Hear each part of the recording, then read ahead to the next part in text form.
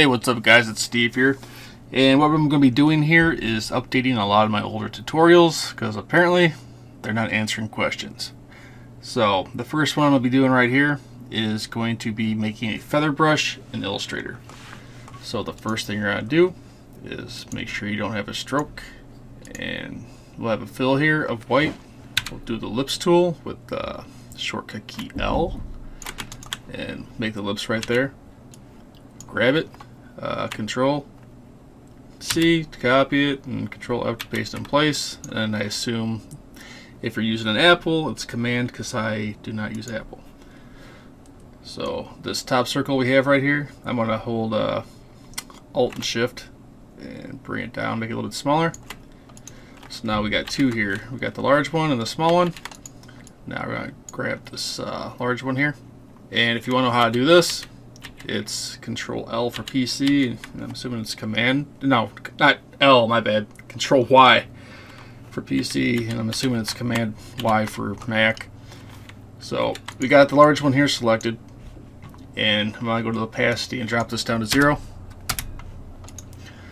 So now we got this one back here, empty, or no opacity, and this small one right here. Now grab them both.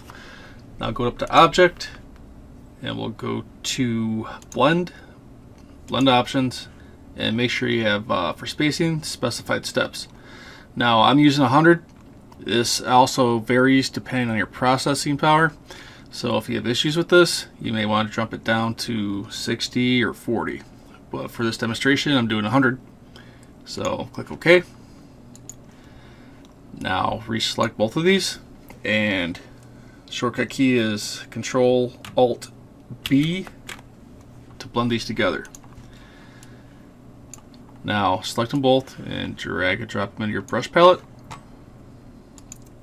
Select the art brush and click OK. Now I'm just going to keep this as the default. I really don't mess around with this stuff here.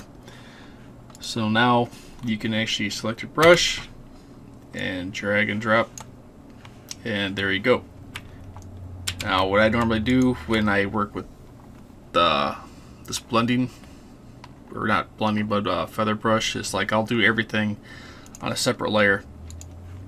So say I just wanted to highlight this, make sure you have a bunch of strokes, and so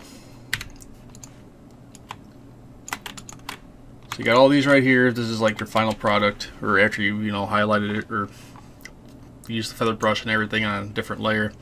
I'll select all these and Control G or Command G, and then I'll throw the stroke on them, and this way you can lower the opacity on all of them at the same time.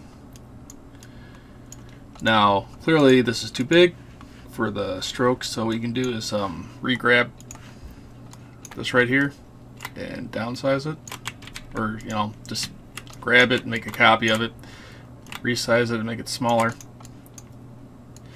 and drag and drop that in there.